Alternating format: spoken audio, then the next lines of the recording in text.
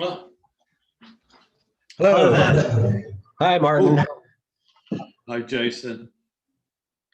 Well, good to see you. Thanks so much for taking the time to talk with me today. Ooh, that's better. That's better. Hang on, let me get the lighting Okay. subdued. That'll do. All right. You okay with that? It's a little Yeah, dark. All right. it's fine. Okay.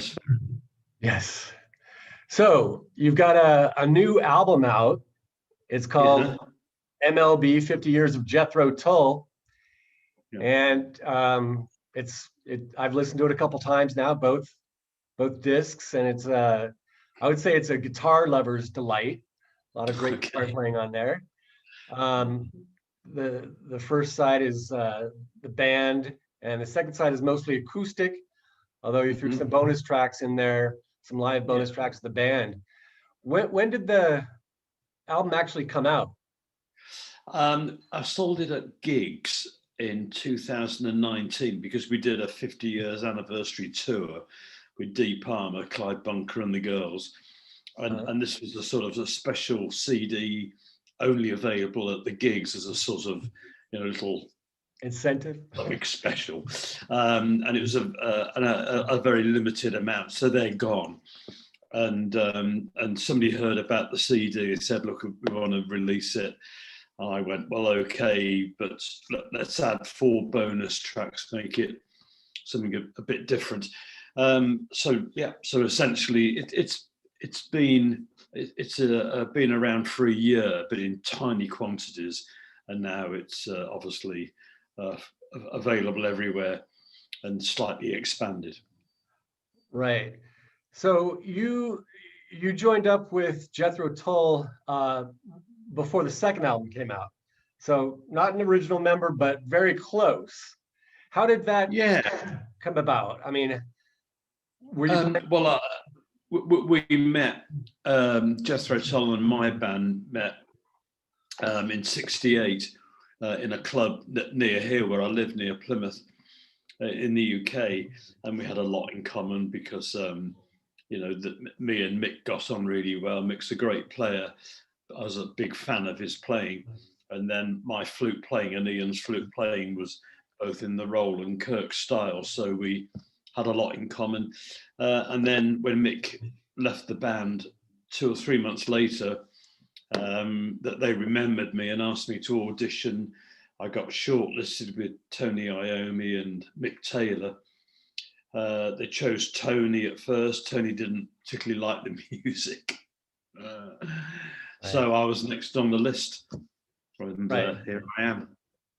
So, well, it worked out well for both of you. I mean, Tony had it did. It was success with Black Sabbath. Yeah, exactly. Yeah, I'm pleased for Tony. He found his niche and did well with it. Right. Would you be touring right now, do you think, if it wasn't for COVID-19? Yeah. Oh, yeah. Yeah, we would have been at March, April. I can't, I got my eraser on the calendar and went through all the months rubbing out the gigs. So I didn't want to see them. And I always write them in pencil because you never know what's going to happen. Gigs get changed. So, we would have come back from Toronto last week. And probably we'd have something else going on in November. I'm blanking it out because I don't really want to drive myself crazy with what would have been happening. Well, what have you been doing to occupy your time then? Writing a lot of music. I've done a lot of writing. I've been playing my flute, funnily enough, a lot more than I have been. So I've got my music exams coming up. I'm doing music theory just to sort of keep my brain working, and I'm doing flute theory. Wait, what do you mean your music exams? Yeah, the grades. So I'm going back to going through all my to get grades exams in the USA, grade 1 to grade 8. No, it's a music. It's for people learning to play an instrument using notation. Grade 1 is a beginner, grade 8 is like, you're pretty good. So Okay. I need to start at grade 1. I don't know how far I'm going to get until I catch up with myself. I should sort of make it halfway through, but I'm just starting with the book. So I'm learning to, I'm refreshing my memory of music reading as well. It's fun. And and I'm still playing guitar. I've got this CD out. I've got a DVD coming out in 2 weeks. Is on the website. So that's going to be important. I've spent a lot of time mixing it, mixing the audio, and then the video has been mixed in the States, and it's good. So I'm really pleased with it. It's a live video, or It's live from the Wildey Theatre in Edwardsville, okay. May the 19th, 2019. And we recorded it. We recorded 2 nights. Luckily, because I had no idea how important that recording's going to be, because obviously we won't be playing gigs for 6 months, another year. Nobody knows. So it's nice that there's a live DVD out there that when people really get fed up, they can watch the show on their computer, I guess. Cool. You mentioned that you play the flute. Did that have anything to do with you getting asked to join Jethro Tull, or did you ever play the flute? Not really. No, it was my introduction, because me and Ian were the only 2 guys in the UK playing blues flute. Really, the Roland Kirk style flute. So we met, and they remembered me from that meeting. So it was the back door opened because of my flute playing. Yeah, that's it's very unusual to have guitar as well. Very unusual to have 2. I'm sorry. Go ahead. I was just going to say that they remember my guitar playing as well. Yes, and I was just saying that it's very unusual to have 2 flautists in the same rock band. Yeah, well, when I joined, we both played, but we had a flute battle on stage, and so we I think it became apparent that we only needed 1 flute player. Right. Yeah, it wasn't me. Well, one of the things I noticed on the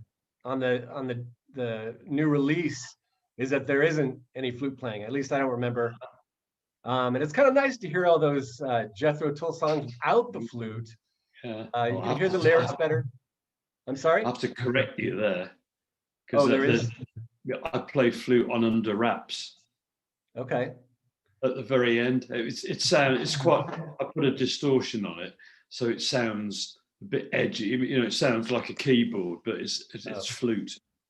Yeah, I play flute, but when I do solo albums, I usually play flute on at least 1 track, just for the hell of it. Okay. Well, I'll have to listen to it again and check that out. It's at the very end. Do you ever do any singing? Any singing? Oh, singing. I have done, but it wasn't successful. Yeah, I sang on one of the solo albums I did, but I could sing in tune, but that's not enough. You got to have a great tone, and I think if you sing all the time, maybe in 5 years from when unless you just have a natural voice, you got to learn how to get a good tone, and I didn't have 5 years patience, so I gave up. So on the disc there, you have a guitar player that sings with you, and then there was a female voice on the acoustic disc. Who was that? It's 2 girls, Becca Langsford and Alex Hart, and they do our backing vocals when we do gigs, live gigs. And then that acoustics section they do at the live show as well. So they just sort of transferred that performance to the studio recording. Well, you had in your band now, you've got Clive Bunker and Deep Palmer, both of whom played with Jethro Tull. Hmm. Um, however, Dee was known as David then. Yeah. I wondered if what kind of did that take any kind of adjustment? Um, You mean in a physical way, in a well, surgical sense? well, no. I'm not. I'm just asking about your experience, not Oh hers. yeah, well, yeah. I mean, I'm making a joke, but it's not funny. Um, yeah. Dee became a woman, and Dee essentially Dee always was a woman. But like so many, I mean, some of them are tragic cases where, it's a woman inside a man's body, and they get married and they have children, and they go through the whole process, but they deep down they're a woman, and Dee got liberated, and she's a woman, and she's a lovely person, and happy, and still fun to be around, of course. I mean, in most ways, she hasn't changed. She's Right. a person is a person, and I, Sure. whatever she wants to be, I'm happy for her. Yeah, but it's one version of the band. So we're a four-piece band. The Martin Barre band is me, Dan Crisp on vocals, Alan Thompson on bass, Darby Todd on drums. Then we add a keyboard, Adam Waitman, who's Rick Waitman's son, Oh. started doing gigs with us. And then we have the 8-piece band, which is the four of us with Dee and Clive and the two girls. So we have all these sort of computations. And then we went to Australia with the 4-piece. We went to South America with Dee and Adam. So two keyboards. And it's all just variations on a theme. And all the bands sound great in their own way. So it's quite nice to have that choice. I read that you worked with Paul McCartney and Phil Collins and some other big names in rock and roll. Yes. Can you tell me a little bit about your experience with those two in particular? What Well, they're was great. They're great people. It's sort of well documented. They're talented, undisputed, and I can verify that they are two extremely talented individuals. And I was in awe of them, and quite rightly. And it's an experience that is irreplaceable, unrepeatable. So I'm so happy that I had that chance to do it. And Paul McCartney, the Beatles were my heroes when I was a teenager, as they were most people's. And so to work with one of them was incredible. I met the others, but to actually be in a working environment was just incredible. And what was it? Was it a live appearance or? No, it was doing sort of demos for Flowers in the Dirt album. Uh-huh. But some of the recordings I did were released in Japan, and I've been told that they're going to be released in worldwide at some point. Yeah, there's sort of quirky things, but it's me. Yeah. That's nice. Were you surprised at all when Jethro Tull won the Grammy for Best Hard Rock Heavy Metal Band, and I think it was '89? Yeah, well, I was, because we were just happy with the nomination, and the record company wouldn't send us to it. They just said, "Don't go to the ceremony. You're not going to win." So it was a sad thing that we weren't there. People didn't like the fact we weren't there, and they presumed we didn't care. But in retrospect, I do care, and I wish I had been there, and I would have loved the experience and all the pomp and circumstance. But I'm proud of it. I think we deserved it, and I doubt if I'll ever get another one. Who knows? No, we don't. Yeah, I'm very proud of it. Great. Yeah, that was for the Crest of the Knave Yeah. CD or record. Yeah.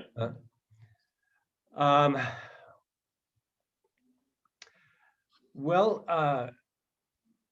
I just wanted to mention to you one thing, which is that I wasn't sure whether to pronounce the word flautist or flutist. So I looked it up, and what I saw was that it says, according to Brian Garner, flautist is the predominant spelling in British England, but only because British writers changed flutist to form a distinctly British spelling of the word. Then it goes on to say, it would thus be more accurate to say that the British progressive rock band Jethro Tull features a flautist rather than a flutist. Yeah. Yeah, it's flautist is the right word, but you know it's like a lot of words that they get bastardized is the word, and they just get changed, you know, in language. So you know, in America, words change, English words change, and then in England, American words change. So we have this sort of, you know, that the language flies around the planet and gets adapted according to who's speaking. Yeah, it's in my world, they're both correct. Yes. Flutist is logical because you play a flute. Saxophonist, you play a saxophone. Guitarist, you play a guitar. Flute, it's a flutist. Yeah. Flautist, guitarist, saxophonist. It's just an old. It's whatever. Right. It's just a. Yeah. Either or is acceptable. Yeah. Yeah. Well, you're scheduled to play Tucson, where I am, Tucson, Arizona. Oh yeah. In May, so that's like 6 months from now. Yeah, it's up in the air. Do you know something I don't know? No. No, me neither. I sure don't. You know, it's yeah. We'll play the gig, but I don't know when it will be.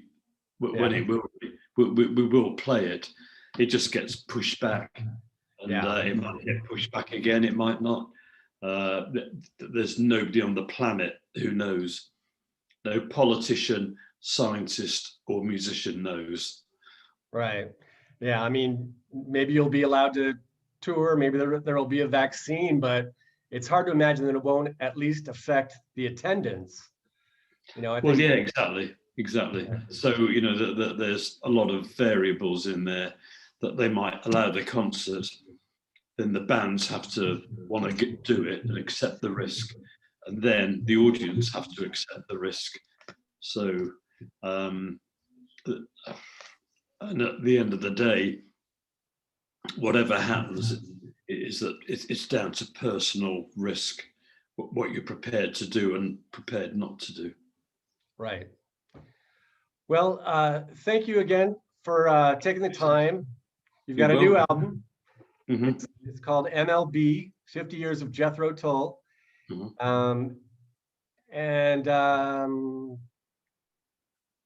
That's it. Thank you. Look forward to seeing you sometime. Actually, I did want to see if you wanted to let people know where they can pick it up if they'd like to. Go to my website and it's got all the information, martinbarre.com. Okay. All right. Yeah, I don't know. Okay. But the website does. All right. Well, thanks so much. Cool. Okay. Nice to meet you. Nice to meet you too. Take care. Take care, Jason. Bye. Bye. Bye.